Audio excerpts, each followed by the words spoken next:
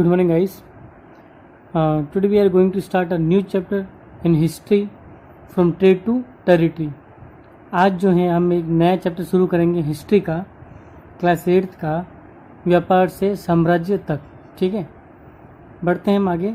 देख लेते हैं पहले हम कि व्यापार जो है, ठीक है ना, व्यापार को हम ट्रेड कहते हैं, साम्राज्य यानी टेरिटरी बोलते हैं, यानी कि किंगडम जिसको हम कह सकते हैं. तो व्यापार करने के लिए जो कंपनी आई भारत के अंदर, उसने किस तरीके से भारत में अपना साम्राज्य स्थापित किया, कि हम इसकी हिस्ट्री हम पढ़ेंगे. ठीक है, तो इसमें सबसे पहली चीज़ होती है कि जो कंपनी की जो सत्ता स्थापित होती है, यानी कंपनी जो है उसने अपनी सत्ता कैसे स्थापित की है, हम ये देखेंगे इसमें. ठीक है, इससे पहले कुछ पॉइंट्स मैं आपको बताऊंगा.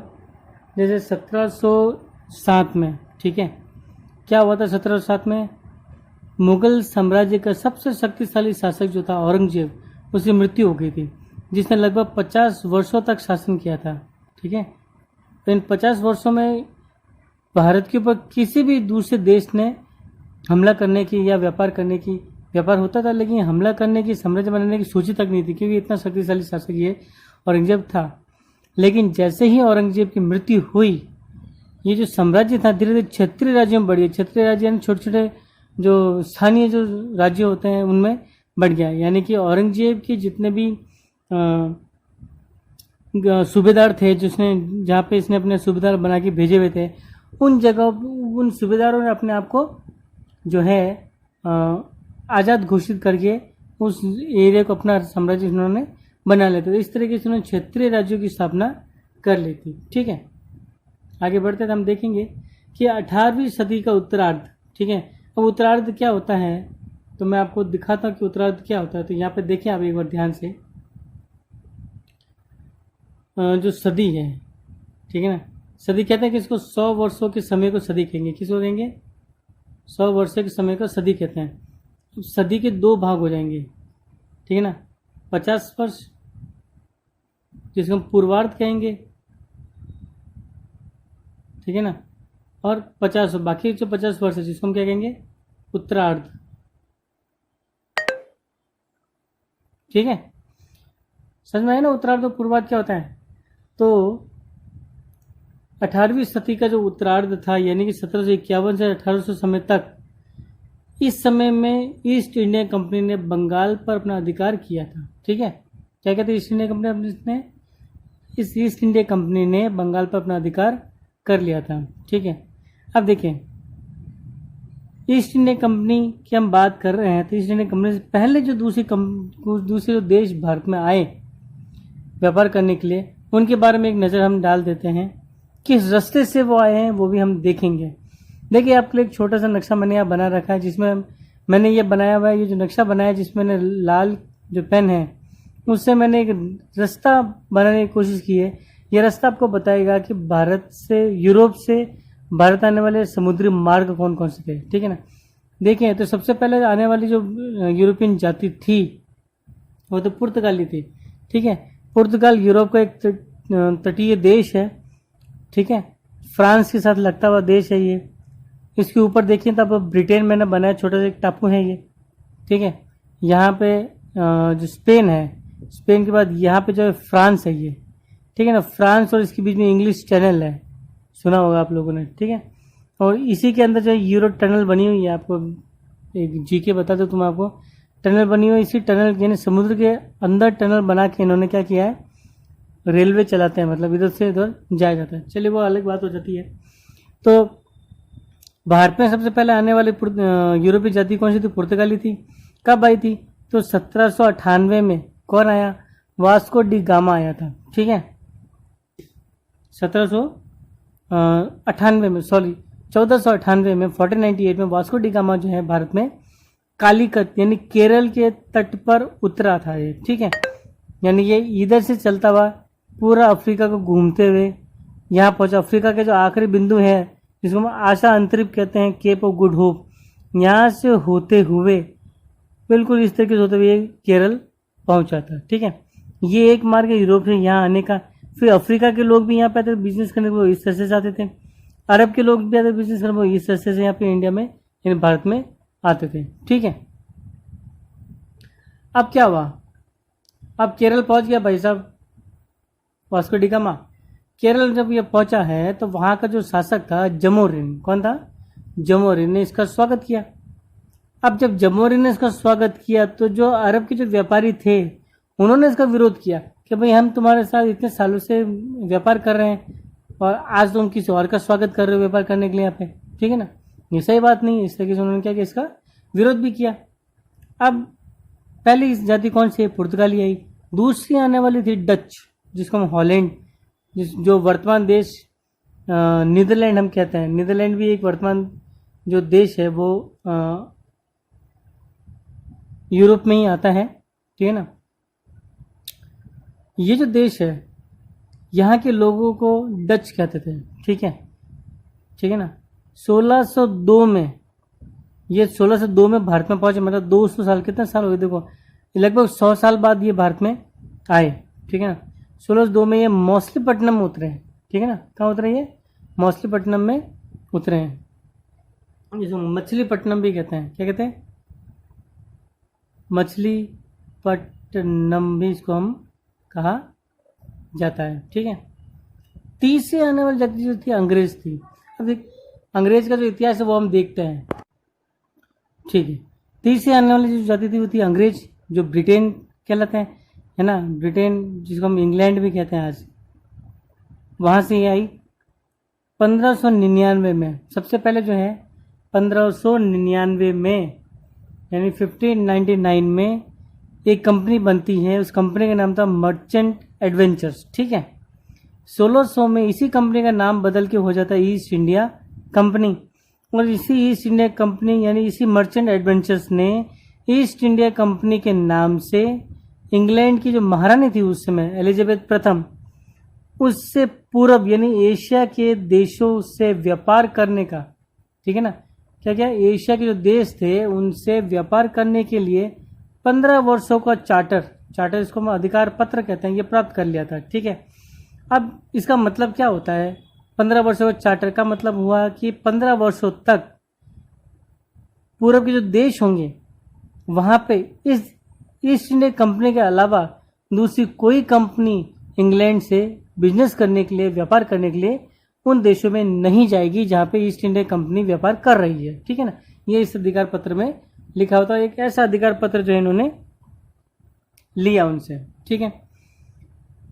16 से 9 में अब क्या हुआ देखो, 1609 में कैप्टन हॉकिंस, ये कैप्टन हॉकिंस जो थे भारत आया था, ये जहांगीर से मिला। किससे मिलेगा, ये जहांगीर से मिलेगा, ठीक है। अब जो जहांगीर है, जहांगीर से मिला, जहांगीर से व्यापार की बात की होगी इसने, उसके बाद में बात बनी नहीं। 1615 के अंदर टॉमस रो भी आया। अब टॉमस रो कौन था, ये जेम्स प्रथम का राजदूत था। जेम्स प्रथम उस समय इंग्लैंड का क्या था, ब्रिटेन का क्या था, शासक था, तो ये उसका राजदूत था, ये भी जहांगीर से ही मिला, ठीक है। चौथी जो देश आया है भारत के अंदर वो तो फ्रांस, ठीक है ना। ये 1668 में आया था और 1668 में इसने सूरत में एक फैक्ट्री स्थापित की थी। सूरत सबको पता है कहाँ पड़ता है, गुजरात में पड़ता है, ठीक है। अब इसमें देखने वाली बात यह है कि जब भारत का जब स्वतंत्रता संग्राम हुआ, ठीक है ना, क्या होगा, जब भी स्वतंत्रता संग्राम होगा उस समय जब हम देखेंगे, जब पुर्तगाल ही एक ऐसा देश रहा था जो भारत में सबसे पहले आया तो सबसे पहले था, ठीक है ना, लेकिन गया सबसे आखिर में है, यानी आया भी सबसे पहले और गया भी सबसे आखिर में, ठीक है ना, सबसे आखिर में, ठीक है। ये इसके बारे में एक चीज छोटा कथन था जो मैंने आपको बताया, ठीक है। अब बात ये है, सवाल पहला यही आता है कि भाई इतने सारे देश भारत के अंदर आए तो वो क्यों आए भारत में, है ना, यानी यूरोपीय ताकतें जो थी भारत आई क्यों, किस वजह से आई। तो पहली वजह यही था कि भारत में बारीक सूती वस्त्र बहुत मिलते थे, ठीक है। सूती वस्त्र जो कॉटन टेक्सटाइल कहते हैं, कॉटन का कहते हैं। भारत का जो मलमल है जिसको हम रेशम कहते हैं, ये बहुत ही प्रसिद्ध था, इसकी गुणवत्ता बहुत अच्छी होती थी, ठीक है ना। और इसके अलावा भारत जो है मसालों के लिए भी प्रसिद्ध था, और सबको पता है कि जो भारत के मसाले बहुत ज़्यादा इस्तेमाल किए जाते हैं और कई देश इसको खरीदने के लिए भारत में आज भी आ रहे हैं। भारत मसालों का सबसे बड़ा एक बिजनेस भी करता है, ठीक है ना। इलायची है, काली मिर्च है, दालचीनी, लौंग, इन सब का उपयोग यूरोपीय खाने का स्वाद बढ़ाने के लिए और मांस को लंबे समय तक सुरक्षित रखने के लिए भी किया जाता था, ठीक है ना। इसलिए भी जो है अंग्रेज जो है भारत में आए हैं। फिर बात आती है कि ईस्ट इंडिया कंपनी बंगाल में व्यापार शुरू करती है। तो कैसे करती है, इसका एक चरणबद्ध एक तरीका है, ठीक है ना। मैं आपको स्टेप बाय स्टेप ही समझाऊंगा, सब एक से एक के साथ एक चीज़ें जुड़ी हुई हैं, ध्यान से सुने और समझे उसको। देखें, 1651 में हुगली नदी के किनारे, यानी अब ईस्ट इंडिया कंपनी क्या करेगी, अपना व्यापार को बढ़ाएगी। तो 1651 में हुगली नदी गंगा नदी की सहायक नदी है, सहायक नदी नहीं है, गंगा नदी की एक शाखा है जो बंगाल से होते हुए बंगाल की खाड़ी में मिल जाती है, यानी जो पश्चिम बंगाल से होकर बंगाल की खाड़ी में मिल जाती है। तो ये हुगली नदी के किनारे पहली अंग्रेजी फैक्ट्री उन्होंने स्थापित की थी, ठीक है। उस समय जो बंगाल का जो सूबेदार था वो शाह शुजा था, और ये जो था मुगल जो बादशाह था, उन्होंने इसको अपॉइंट कर रखा था यहाँ पे, ठीक है। फिर अगली जो बात आती है वो ये आती है कि कंपनी के जो व्यापारी, फैक्टर किसको कहते हैं, फैक्टर जो होता है कंपनी के व्यापारी को कहते हैं, ठीक है। अब इन्होंने क्या किया, कंपनी के व्यापारियों ने क्या किया, अंग्रेजी बस्तियाँ बसनी शुरू हो गई। भाई जहाँ पे फैक्ट्री होंगी, जहाँ पे काम करेगा इंसान, वहाँ अपना घर बना के रहना शुरू करेगा, और आज भी ये ट्रेंड चल ही रहा है, ठीक है ना। इन्होंने भी अपनी बस्तियाँ बसानी शुरू की, यानी बस्तियाँ बसेंगी तो आबादी बढ़ेगी। अब इसीलिए इन्होंने क्या किया कि 1698 में यानी 1698 में गोविंदपुर, सुतनारी, कोलिकाता जो बाद में कलकत्ता बना, ये 3 गांव की जमींदारी जो है 1200 रुपये में खरीद ली, ठीक है। 1200 रुपये में खरीद ली, इसका मतलब ये है कि जमींदारी यानी उन गांवों की जो राजस्व है वो वसूल करने का अधिकार जो है इन्होंने खरीद लिया, केवल 1200 रुपये देके। आज 1200 रुपये हमें बहुत केवल लग रहे हैं, लेकिन बहुत वैल्यू थे उस समय इसके, ठीक है। उस समय जो सूबेदार था वह अजीमुर शान था, ठीक है, जो कि मुगल बादशाह की तरह नियुक्त था बंगाल में। अब किलेबंदी, अब इन्होंने क्या किया है कि जो गांव बनाएंगे, जो गांव इन्होंने खरीद लिए, उनकी किलेबंदी करनी शुरू कर दी, ठीक है। फोर्ट विलियम किला बनाया इन्होंने, ठीक है ना। फोर्ट विलियम किला कलकत्ता में है। यह अंग्रेजी बस्तियां बसनी शुरू हुई यहाँ पे। अब जब इतना सब कुछ हो रहा था तो बंगाल का जो नवाब था वो चौकन्ने हो गए। बंगाल पे भी जो शासन, नवाबों का शासन हुआ करता था, ठीक है ना, नवाब जो थे बंगाल के वो चौकन्ने हो गए, ठीक है। इधर इनको क्या मिला हुआ था कि एक फरमान जारी कर रखा था मुगल बादशाह ने, क्या था, शाही आदेश कहते हैं फरमान को, हम क्या कहेंगे इसको, शाही आदेश कहते हैं फरमान को, ठीक है ना। होता क्या है, इस शाही आदेश में बंगाल में जो अंग्रेज थे उनको शुल्क मुक्त व्यापार करने की आज़ादी मिली हुई थी, ठीक है ना। ड्यूटी फ्री ट्रेड, यानी बिजनेस करें, उस बिजनेस जो आप कर रहे हो उस पर कोई कस्टम ड्यूटी नहीं होती है, ठीक है ना।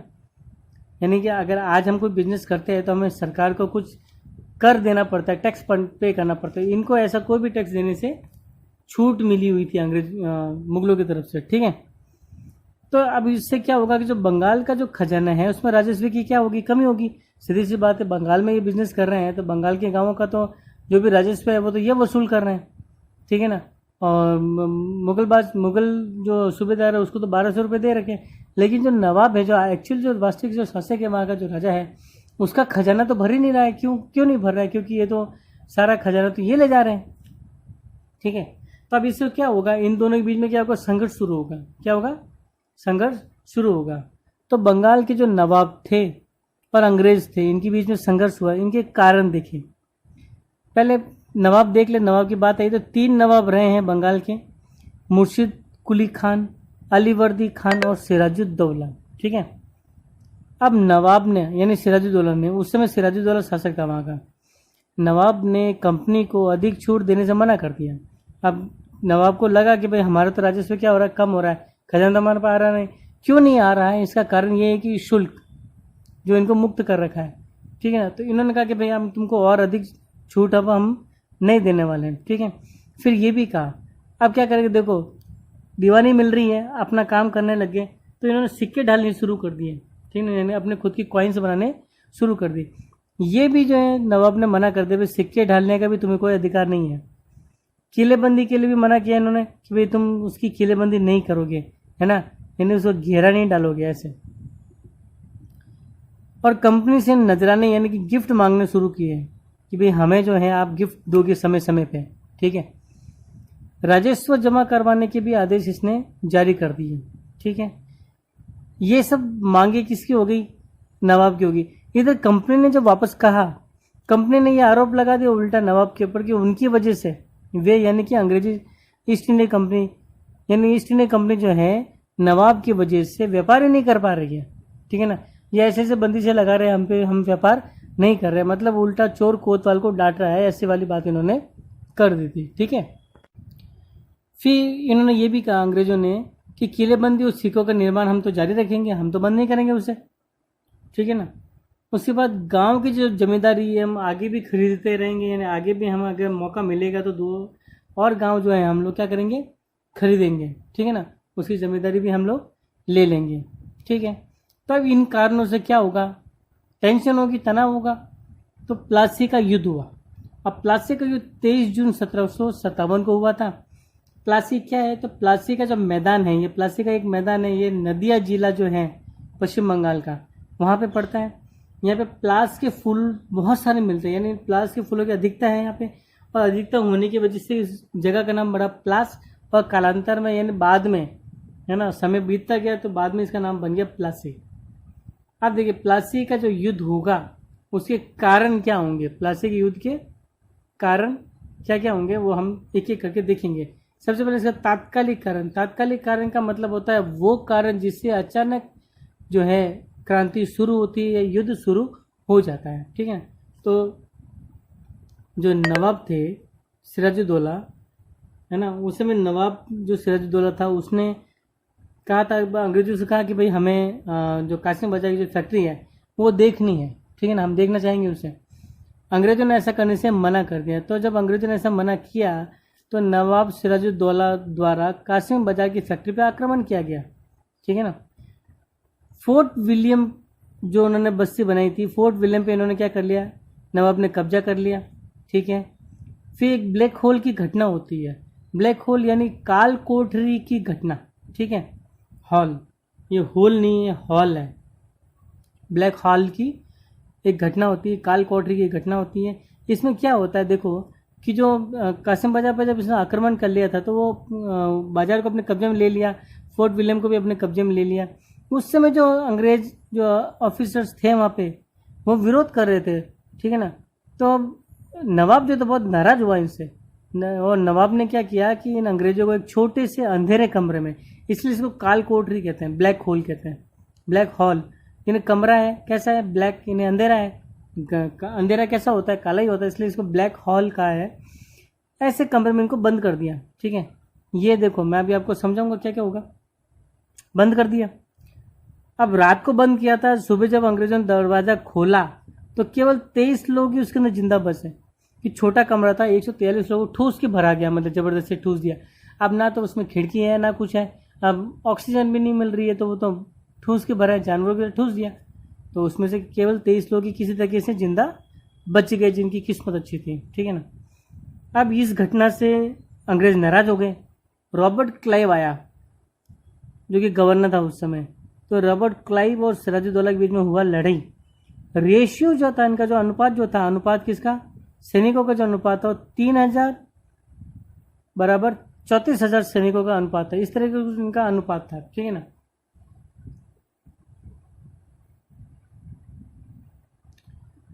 अब देखें, इतना सैनिक होने के बाद भी सिराजुद्दौला का एक सेनापति था मीर जाफर, ठीक है ना। इस मीर जाफर को रॉबर्ट क्लाइव ने अपनी तरफ कूटनीति से अपनी तरफ मिला लिया था, यानी ये अब किसकी तरफ हो गया, या अंग्रेजों का मित्र बन गया, ठीक है ना। अंग्रेजों का क्या हो गया, ये मित्र बन गया था। ये सिराजुद्दौला को पता ही नहीं है कि मीर जाफर तो गद्दारी करने वाला है।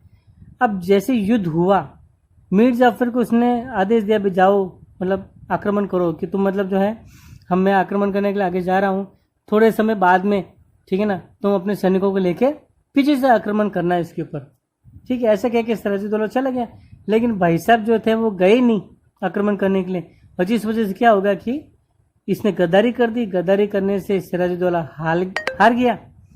हारने के बाद में इसको बंगाल का नवाब बना दिया गया था, ठीक है ना। अब क्या होगा,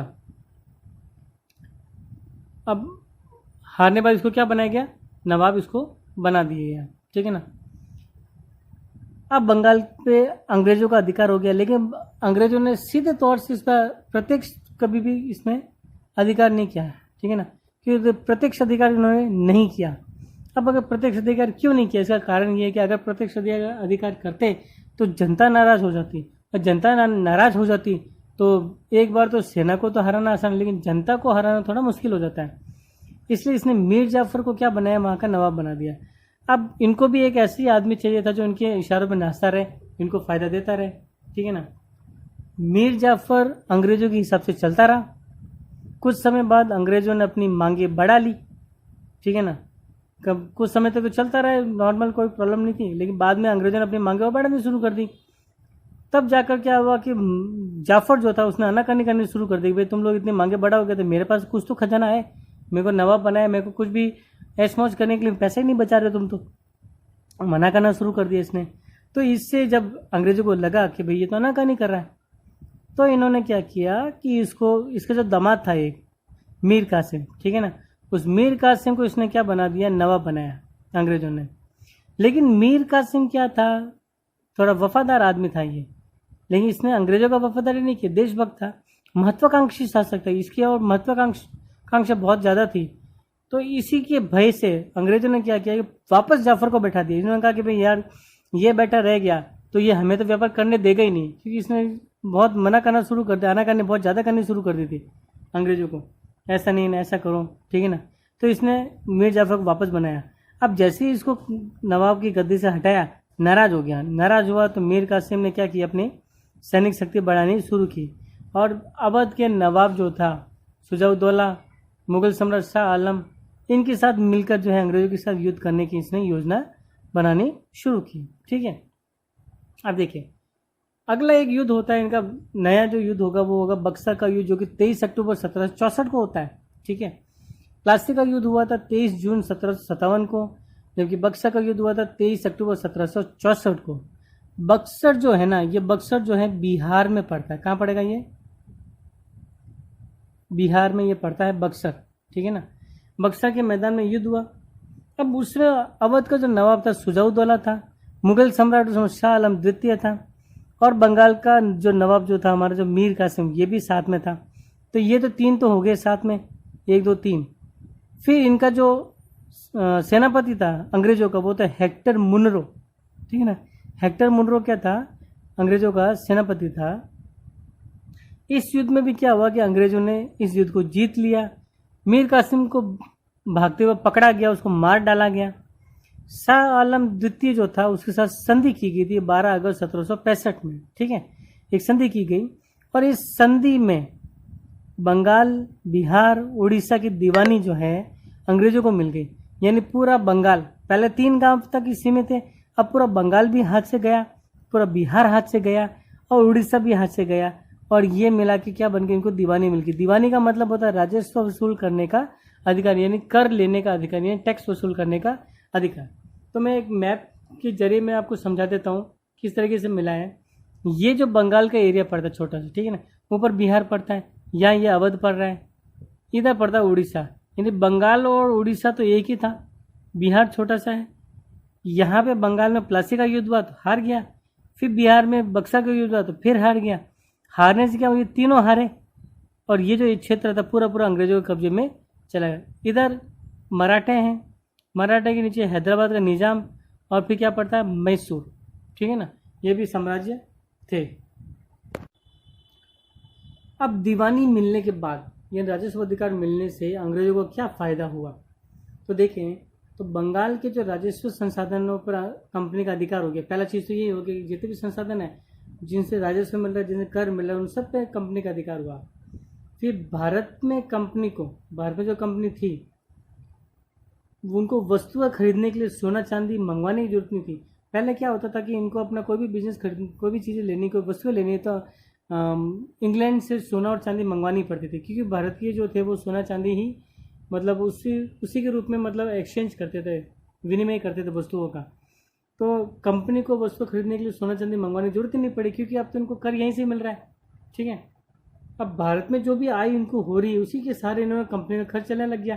पहले कंपनी खर्च चलाने के लिए बाहर से पैसे मंगवाने पड़ते थे, लेकिन अब ऐसा नहीं हुआ। सूती वस्त्रों की खरीद यहीं के पैसों से हुई, सेना का संचालन भी यही भारत के पैसों से शुरू हुआ, किले और महलों का निर्माण भी इन्होंने भारतीयों के पैसों से ही करना शुरू किया। दफ्तर के जो खर्चे हैं इनका भी इन्होंने यहीं पे इन्होंने अपना जो है खर्चा आदि चलाना भी इन्होंने कंपनी ने बंगाल के राजस्व से ही इन्होंने किया ऐसा। ठीक है ना, तो बहुत बड़ा फ़ायदा इनको हुआ है इस चीज़ का दीवानी मिलने से। अब रॉबर्ट क्लाइव के बारे में एक छोटा सा संक्षिप्त सा एक वर्णन दे रखा है आपकी किताब के अंदर, तो आपको देख लेते हैं, हम इसको छोड़ेंगे नहीं। रॉबर्ट क्लाइव का 2 कार्यकाल रहा है। ठीक है ना, कितना रहा है?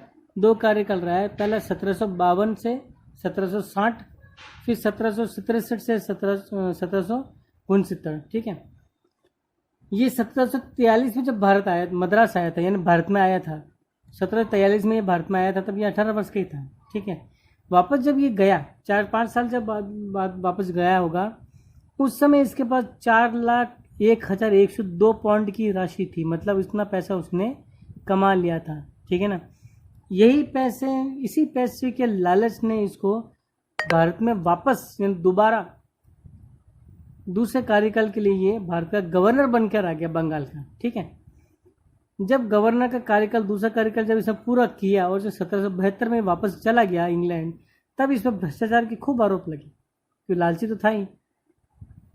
ठीक है, हालांकि बाद में इसको इन भ्रष्टाचार के आरोप से मुक्त कर दिया गया था, लेकिन जब आरोप लग गए, एक इंसान पर आरोप ऐसा लगा दिया जाता है तो उससे कुंठा जाता है। ठीक है ना, डिप्रेशन में चला जाता है। इस वजह से इसने 1774 में आत्महत्या कर ली। क्या कर ली? 1774 में आत्महत्या कर ली। ठीक है, अब कंपनी का फैलता शासन देखें यहाँ पे।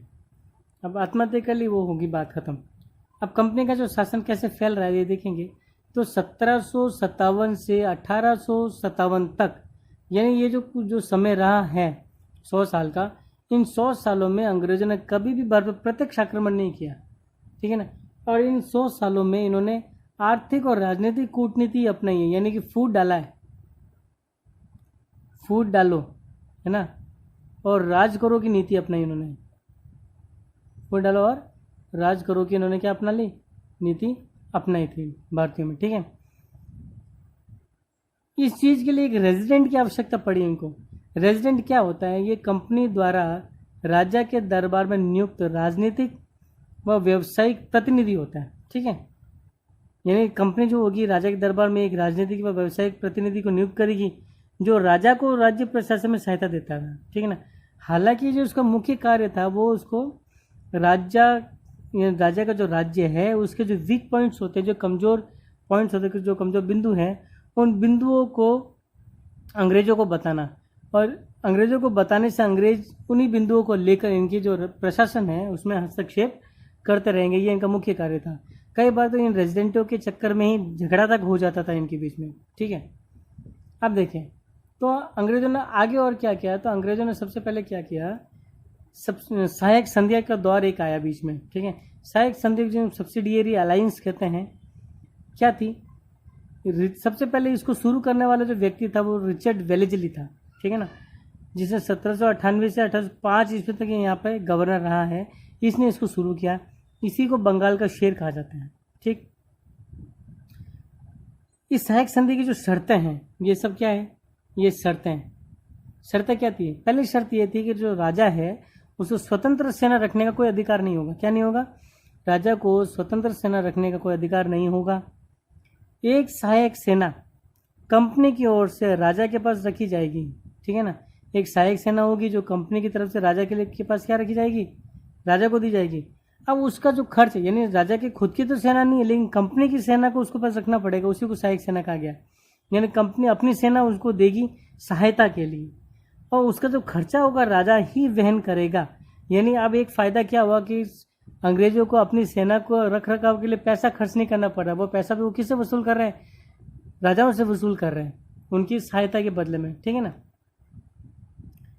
अब अगर मान लो कि कोई शासक है वो सहायक सेना का खर्च भुगतान नहीं कर रहा है, नहीं कर पाता है या आनाकानी करता है, तो कंपनी क्या करेगी, उसके राज्य को अपने हड़प लेगी, उसके राज्य को क्या कर लेगी, ब्रिटिश साम्राज्य के अंदर मिला देगी। ठीक है, अब देखें तो हड़प लेंगी। तो ऐसी तरीके से क्या हुआ कि 1798 में हैदराबाद को हड़पा गया, क्योंकि इन्होंने भी भुगतान करने जाना क्या नहीं की होगी। 1799 में मैसूर को हड़प लिया गया। टीपू सुल्तान हैदर अली के बारे में सुना होगा आप लोगों ने। 1801 में अवध को हड़पा गया और 1801 में ही पेशवा को, यानी महाराष्ट्र के जो पेशवा थे उनको हड़प लिया गया। ठीक है, तो इस जो पार्ट 1 रहा है इसमें मैंने आपको काफ़ी सारी चीज़ें जो है मैंने आपको आज समझा दी है। ठीक है, कुछ महत्वपूर्ण क्वेश्चंस जो है मैंने आप लोगों को यहाँ पे लिखे हैं। इन क्वेश्चंस का आंसर आपको इस वीडियो में मिलेगा। 2-3 बार आप इस वीडियो को देखेंगे, सुनेंगे तो आपको कुछ उत्तर मिल ही जाएंगे सारे के सारे। ठीक है, उत्तर कीजिए, नोट्स बनाते रहें और अच्छी तरीके से काम इसको आपको करना है। ठीक है, थैंक यू वेरी मच।